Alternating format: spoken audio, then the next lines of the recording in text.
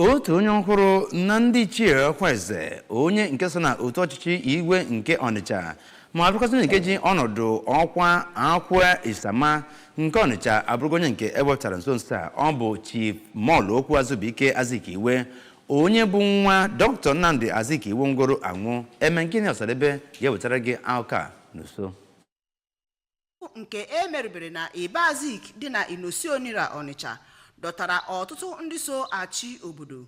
Ka ọ na-agwa ABS okwu, otu onye ichie Ojiedeze Ọnịcha bụ Chief Jude Onia kọwara na Akwa Isama bụ otu onye ndị ichie ọkwara eze so achị ogbe, ma kọwaa na onye ichie ọhụrụ a bụkwa onye nke sonyere nzọmụkwụ nna ya bụ onye bụbu onye ichie Ọnịcha, ma yọzie Chineke ka onye ya amamihe na ogologo ndụ. Ụfọdụ ndị otu Agbala Nze Ọnịcha, Pajie Arinze Modebe, Nwa Chinemelefe Edward Okosi na Akụ Nwata Dawa Ayaduno toro nnọọ mwetu ala na ezigbo agwa nna ya bụ Zik, ma kpeziara ya ekpere ọnọdụ dị mma na nzele ọhụrụ ya.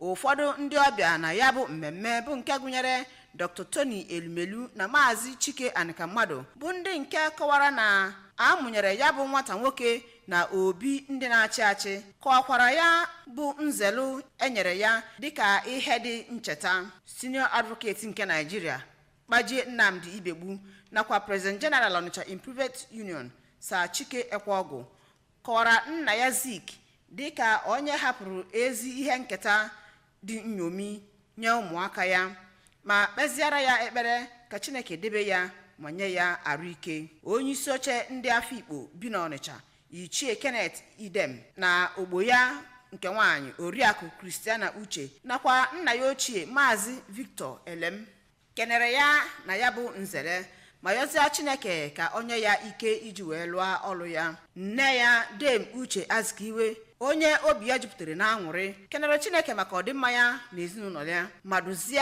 Akwa Isama ka ọ cheta nwa onye ọ bụ ma lekwata anya ihe nketa nna ya. Ama m onye nwa m bụ Akwa Isama, ọma afọ ọ na-aza ife ọlụ ya bụ ka o debe ebe ife anwa nna ya rapụrụ.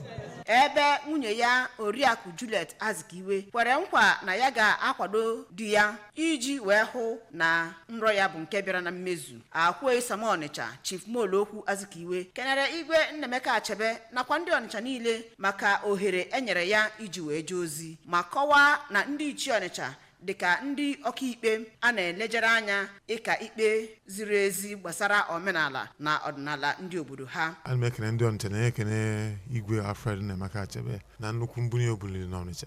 Nkwa na-ekwe ndị be anyị bụ na a ga na-akwụba ọtọ m n'ife niile na-eme, a ga na-akwado ife niile gbasara Ọnịcha. Ihe pụtakarịrị ihe na ya bụ mmemme gụnyere egwu ọta gbara, ebe egwu ọdịnala dị iche iche gbaranụ mere ya bụ mmemme ka ọ bụrụ ịgba. Site na Inosi Onira nke Ọnịcha, Emengini Ọsadebe maka akụwa ABS.